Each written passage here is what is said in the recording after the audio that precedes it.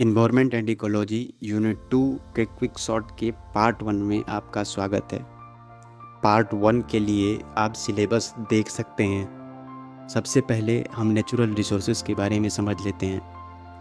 Natural resources वो सारी चीज़ें होती हैं जो कि नेचर के द्वारा ह्यूमंस के लिए प्रोवाइड की गई हैं, जिससे कि वो अपने लाइफ को सस्टेन कर सकते हैं, जैसे कि वाटर, मिनरल्स और एयर। अब हम नेचुरल रिसोर्सेज के क्लासिफिकेशन के बारे में समझ लेते हैं। सबसे पहले नंबर पर आते हैं रिन्यूएबल रिसोर्सेज।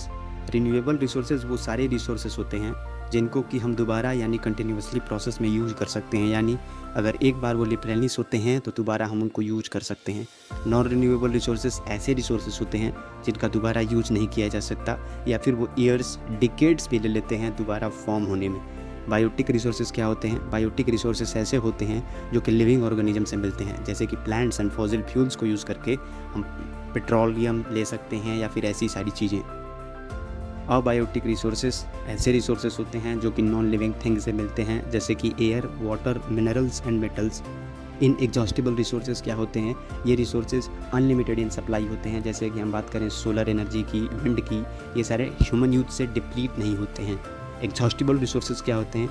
ये ऐसे रिसोर्सेज होते हैं जो कि एक टाइम के बाद अगर ज़्यादा यूज हम इनका करेंगे तो ये रन आउट हो जाएंगे, यानी कि ये सप्लाई करना बंद हो जाएंगे। Let us understand about the water resources. Water resources basically उस चीज़ को रेफ़र करता है जो कि सोर्स हैं वाटर के लिए, जैसे कि रिवर्स, लेक्स और ग्राउंड वाटर। अब हम वाटर की अवेलेबिलिटी के बारे में समझ लेते हैं कि वो कितने परसेंटेज में कहाँ पर अवेलेबल है।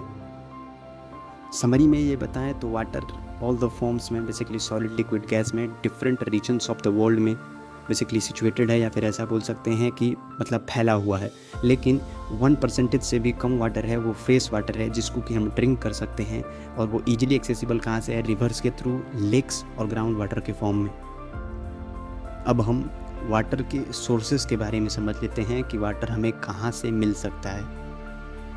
नोट करने वाली बात यह है कि 70% से भी ज़्यादा का अर्थ सरफेस वाटर से कवर्ड है, लेकिन वो ऐसे वाटर हैं जिनको कि ड्रिंक नहीं किया जा सकता है।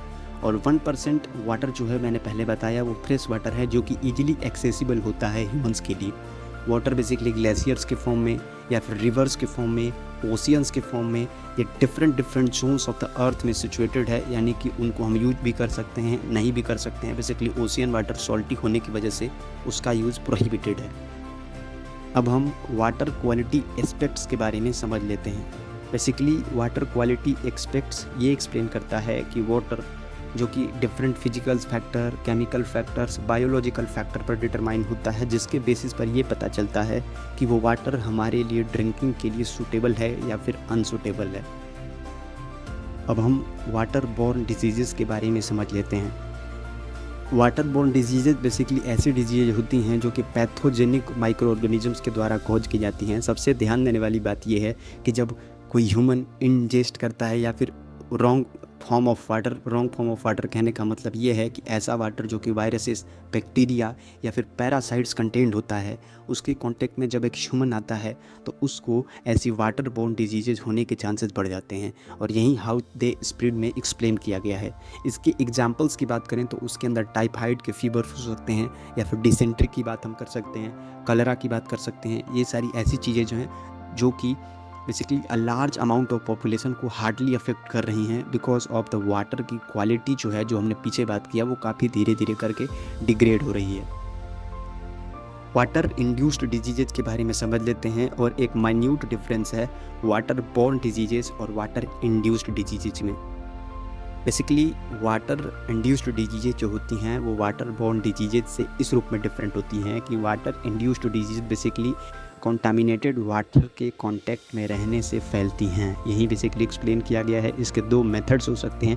पहला होता है वेक्टर्स। वेक्टर जैसे कि मतलब हमने समझा होगा, जिसके अंदर मैग्नीट्यूड और डायरेक्शन दोनों होता है, उसी रूप में यहाँ पे समझ सकते हैं। वेक्टर्स बेसिकली क्या करते हैं, ये बेसिकली इसके अंदर मॉस्किटोज आते हैं जो कि रहते हैं वाटर, गंदे वाटर के पास, और वो हमें बेसिकली डिफरेंट तरीके की डिजीजेस कॉज कराते हैं। फिर इन्वायरमेंटल कंडीशन जैसे कि ड्रेनेज अगर ख़राब हो, अगर किसी पर्टिकुलर एरिया में ड्रेनेज ख़राब होगा तो वहाँ पे वेक्टर्स यानी मच्छरों का जो उत्पाद प्रोडक्शन होगा वो काफ़ी ज़्यादा हाई हो जाएगा। इसके कुछ कॉमन डिजीजेस की बात करें तो वो है मलेरिया और लेप्टोस्पाइरोसिस। ये टॉपिक काफ़ी ज़्यादा इम्पोर्टेंट है, जिसके अंदर समझना है फ्लोराइड प्रॉब्लम्स इन वाटर, मतलब वाटर में फ्लोराइड होने की वजह से क्या क्या प्रॉब्लम्स होती हैं ह्यूमन को ओवरऑल हेल्थ पे। जो मेन चीज़ कॉज करती है, जो कि गेट यू के अंदर भी पूछा जाता है, वो है कि ये डेंटल फ्लोरोसिस को कॉज करती है। बेसिकली ये हमारे टीथ को डैमेज करती है। इसके सोर्सेज क्या हैं? बेसिकली फ्लोराइड हमारे वाटर के अंदर एंटर करता है डिफरेंट फॉर्म्स में, जैसे कि ग्राउंड वाटर के फॉर्म में या फिर फर्टिलाइजर्स के यूज से बेसिकली वो ग्राउंड वाटर में चला जाता है। रिकमेंडेड लेवल्स की बात करें तो safe level of fluoride, basically कितने अमाउंट ऑफ फ्लोराइड को ड्रिंक करना चाहिए, that is something about 0.7 to 1.2 milligram पर लीटर।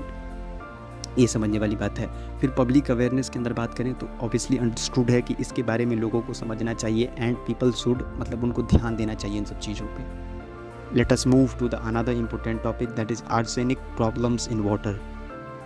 सबसे पहले आर्सेनिक की वजह से होने वाले हेल्थ रिस्क्स के बारे में समझ लेते हैं, जिसके अंदर कैंसर जैसे सीरियस प्रॉब्लम्स ऑफ अराउजल हैं।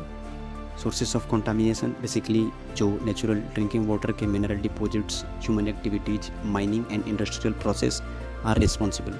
सेफ लेवल के अंदर बात करें तो 0.01 मिलीग्राम पर लीटर, यानी कि 10 पार्ट्स पर बिलियन।